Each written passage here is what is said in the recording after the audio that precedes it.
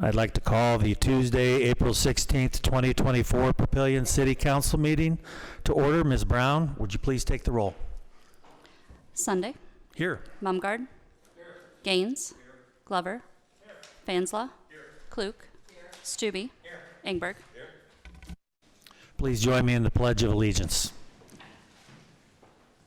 I pledge allegiance to the flag of the United States of America and to the republic for which it stands, one nation, under God, indivisible, with liberty and justice for all. Ms. Brown, do we have an affidavit of publication on file? We do. And I will also note that we do have a current copy of the Open Meetings Act posted in the back of the City Council chambers. We're going to start off tonight with a Arbor Day proclamation, and we have at least one member of the board here with us tonight, Mr. Perkins.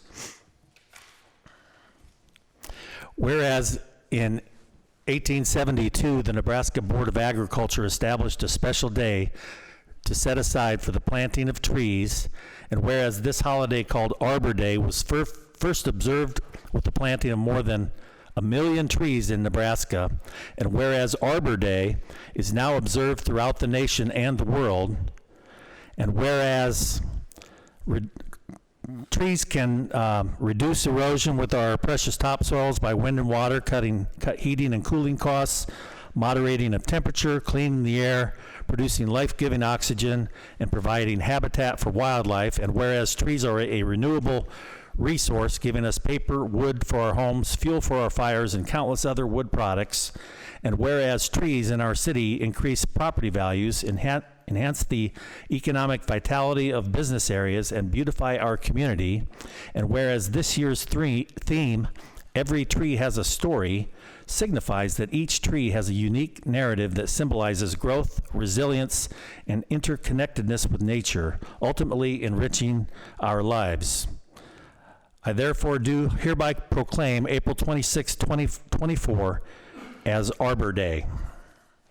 And I'm going to open the mic up to Mr. Jeff Perkins of the Tree Board, who has a few words. Thank you, Steve. Thank you.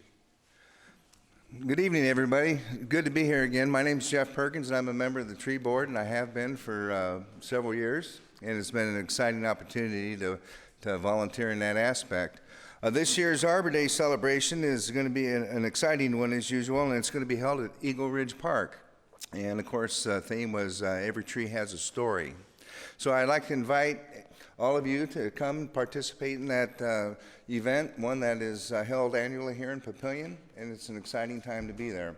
We have some youth that are involved from the schools. We're going to do a poster judging contest, and we're planting 5 trees along that area to coincide with the Summit Memorial's library theme. Members of our tree board are Tim Lundell, Mike Newsel, and Brian Hauser, and of course myself. And we assist the Parks Department in the planting of the trees in the city throughout the year and things of this nature. But we do really appreciate the council's support and the citizens of Papillion, and I'd like to thank you very much for this opportunity.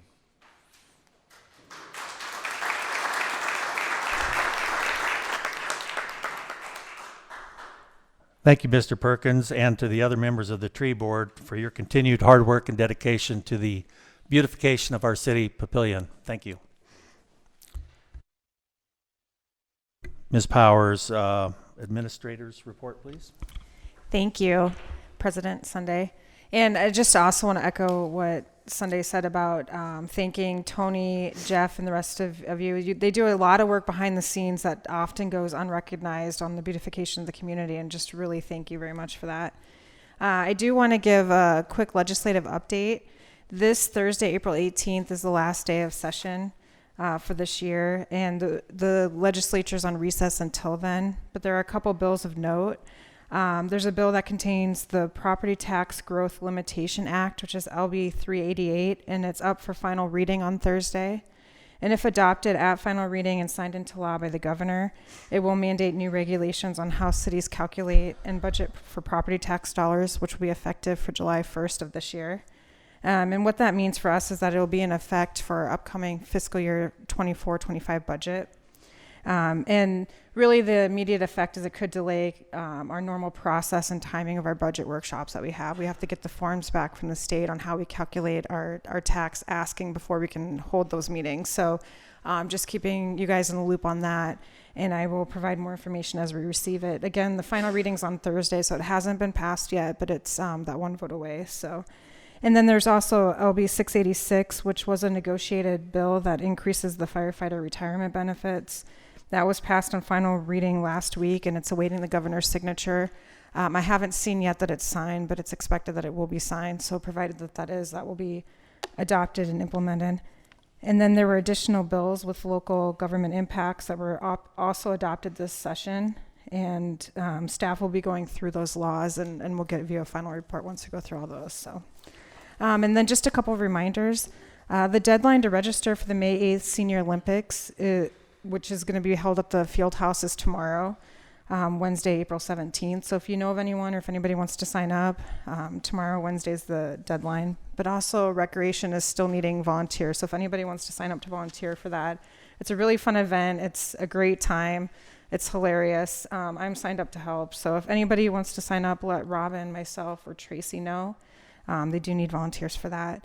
And then, as I'm sure you're aware, Spring Cleanup Days is now through Sunday, and it's 7 a.m. to 5 p.m. daily. And if you need more information on what's accepted and allowed at the dump site, that it's on the city's website. And then just one more final reminder is the city's pool survey is wrapping up this week. If you or someone you know wants to fill out the survey and provide input in our pool and what you want for a community, for our needs, please go to the city's website. There's a link on there, or they can stop into the landing directly and get a paper survey if they would like. And that's all I have. Thank you. Thank you very much, Ms. Powers. Do we have a motion to approve the consent agenda? Motion by Gaines, second by Ingberg. Do we have any proponents? Do we have any opponents? Council discussion. Please vote. 8 yeas, 0 nays. Motion passes. Next is item D1, Ordinance 2020, an ordinance to amend Chapter 35 of the Papillion Municipal Code regarding procurement. Is there a council member who will introduce? Introduced by Councilman Klug. Item D2, Ordinance 2021, an ordinance to amend 2023-2024 salary ranges for management and exempt positions. Is there a councilman who will introduce? Introduced by Councilman Fanslaw.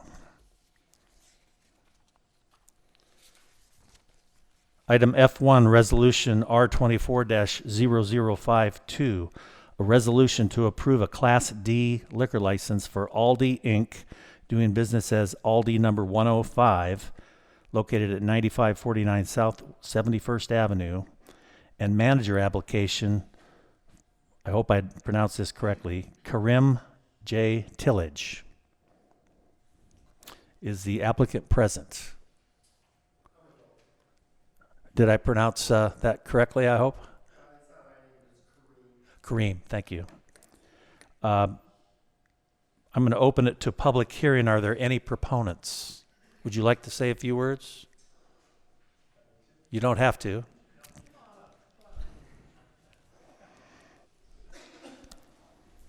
State your name and where you live, and then go ahead. Hello, my name is Ray Killian. I'm a district manager for Aldi, and I live right here locally in Papillion. I just wanted to tell you, welcome to Papillion. I am pleased, I guess, at the number of people that I've seen on Nextdoor, Facebook, etc., who are excited about Aldi coming to Papillion.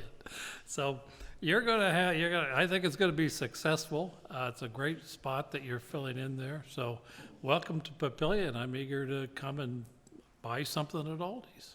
Thank you. I hope all of you guys come into our grand opening next month and really enjoy our new store. It's going to be a prototype store, so it's going to be the first of its kind in the United States. So, Great, thank you. Are there any opponents present? Close the public hearing. Is there a motion to approve Resolution R24-0052? Motion by Councilman Gaines. Second by Councilman Glover. Council discussion? Please vote.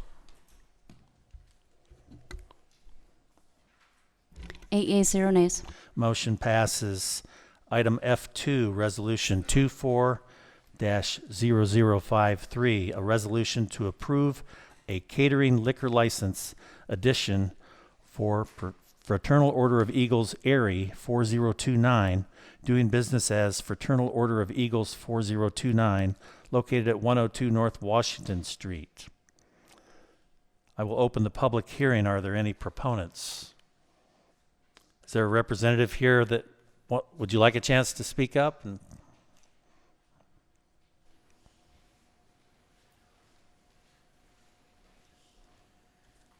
Thank you for having me. My name is Leanna Hamlin Eastwood. I am a member at the Fraternal Order of Eagles 4029, which is virtually just down the block from you. We are a group of people that do people helping people. So although the liquor license helps us keep the roof over our heads and the lights on, everything else we do there is to raise money for charities. Last year, we were able to give over $20,000, or 2 years ago, sorry, to Monroe Meyer Foundation. Every year, we're pretty solid with what we are able to do on a local level, and this would help us to be able to earn more money to give to charities. Thank you very much. I have a question. Okay, you're applying for a catering license, which doesn't do anything other than allow you to go to an unlimited number of places and sell your alcohol. What do you have planned that you think you need a catering license? The reason that we propose upgrading our license to the K is to allow us to team up with the DBA, the Downtown Business Administration. We are trying to work with them to keep the sip and walk type of things going in the downtown area. We'd like to be able to do that, and because we are members, and really it would make it a whole lot easier if we could do it that way, less expensive for the cost, and again, they also are nonprofit, so the money goes back into the charities. Oh, great. I hope you do a lot of them. I hope so too. Thank you. Are there any other proponents that would like to speak? Any opponents? Close the public hearing. Is there a motion to approve Resolution R24-0053? Motion by Councilman Stubbe. Second by Councilman Fanslaw. Council discussion? Please vote. 8 yeas, 0 nays. Motion passes. Moving to committee reports. I believe there was a Public Safety Committee meeting this evening. Chairperson Klug is present. Can you give us a brief synopsis? Absolutely. We did meet at 5:30 tonight. The discussed chickens and having urban chickens. We haven't discussed that for approximately 12 years, 13 years.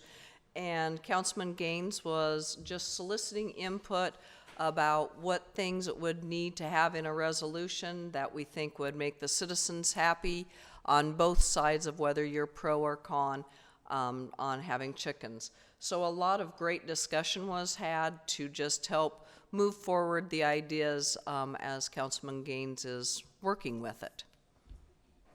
Thank you. Well, okay. What was the general consensus of the committee? I mean, like you say, this is something we've been down this road before. And so what was the discussion among the members? Was it favorable, opposed, neutral? What? We weren't taking any votes because there was none needed. It was simply a information gathering as to what we know citizens have said in the past, what the requests have been, the pros and the cons for it, and if there were specific parts of a possible resolution that might help people be more favorable or more against it. So no votes were taken, no strong opinions as far as saying absolutely never or must happen. It was just a good exchanging of ideas. Thank you. Moving into the public comment phase of the meeting. Oh, I'm sorry, Mr. Gaines. I was just going to answer Tom's question. You know, generally when something goes into a committee, usually you work with the city staff and you bring in an ordinance. Being that this urban farming, or specifically chickens, has been so controversial and there's been not a ton of council support for it, what I wanted to do is to bring this idea to the council and say, what do we need to do? What has to be in it for you to support this? Because I felt like that was a good building block. We've now had 12 years of Omaha having chickens, and there's some precedent now for if there's going to be problems or not, and what those problems are. And just like my record on voting for other things for Papillion is that I think Papillion's a special place. I think our building codes should be special. And I also think that if we have a chicken ordinance at some point, it should also be special and it can live up to our standards. So I didn't present anything to them. I Mr. just Gaines, wanted some feedback. if I could just interrupt, I think we're kind of getting into a gray area here. Okay. With the public notice of the meeting. Okay. I just wanted to answer his question, but that's generally speaking. I just wanted to comment, I will follow this with interest.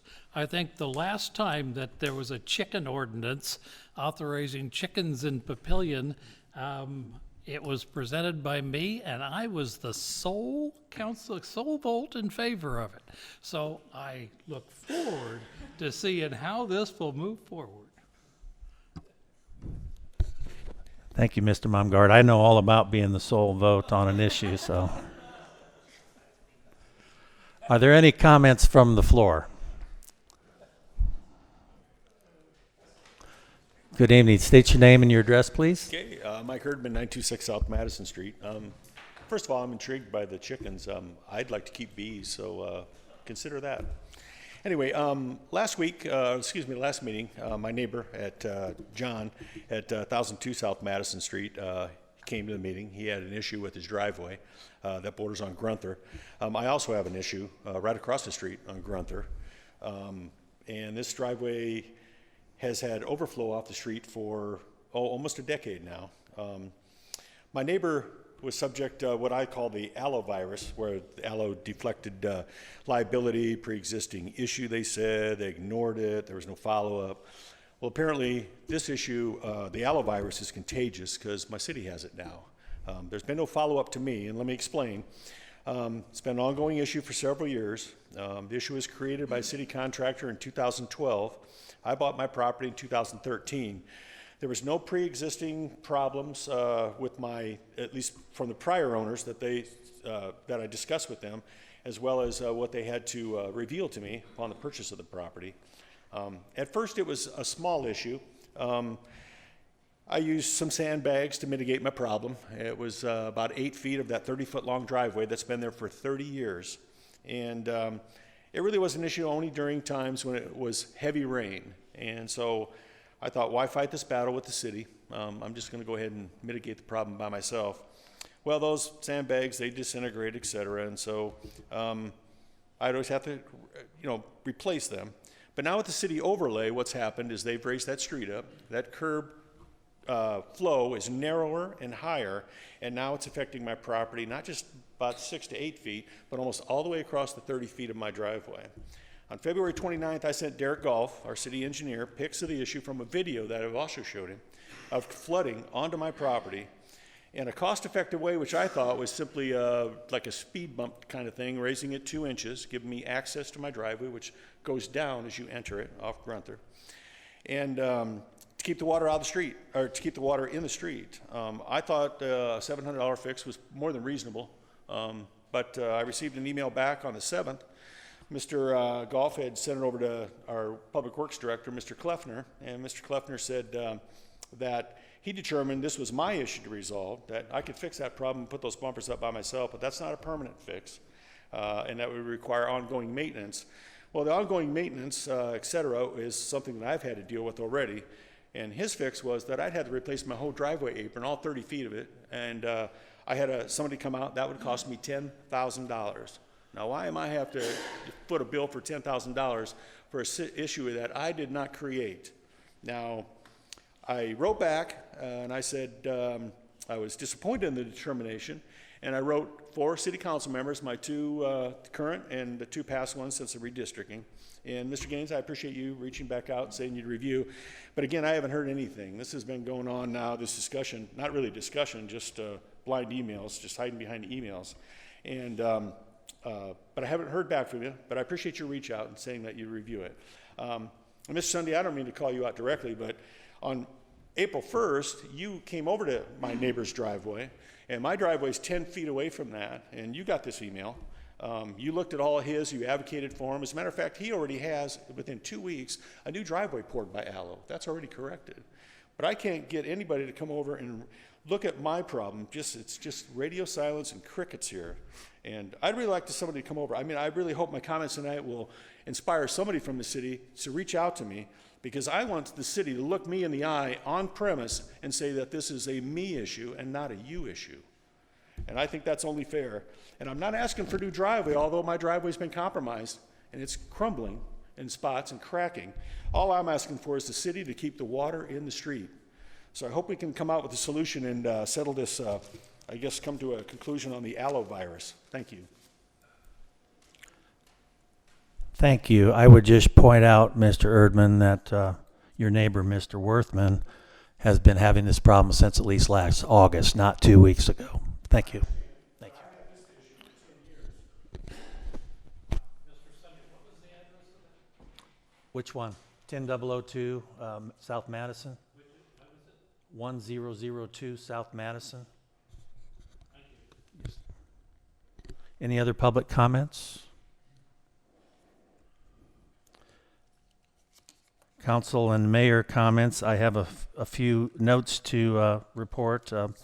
Papillion Bay parking lot construction has been completed, and the Huey helicopter was mounted in its permanent spot at the Nebraska Vietnam Veterans Memorial last week. The ribbon cutting for the memorial will be held on June 6th for anyone that would like to attend. I've been told that several families of those actually killed in action have already confirmed their attendance at this event, including some children who never even met their parent who was killed. I believe Governor Papillion also has confirmed his intention to attend this event. Any other council comments? Okay, we do have a closed session scheduled for tonight. For the public's awareness, closed sessions are for the public interest in that we are discussing items that should not be discussed out in the open for reasons such as litigation discussion or contract negotiation discussion, things like that. Tonight, the motion to go into closed session will be because we are going to discuss contract negotiations, and I would like to know whether we have a motion to go into closed session at this time. Motion by Councilman Engberg, second by Councilman Gaines. Proponents, or excuse me, council discussion?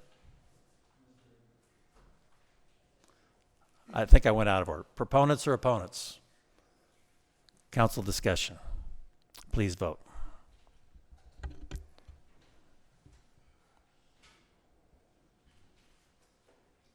8 yeas, 0 nays. Motion passes. We'll go into closed session now. Thank you.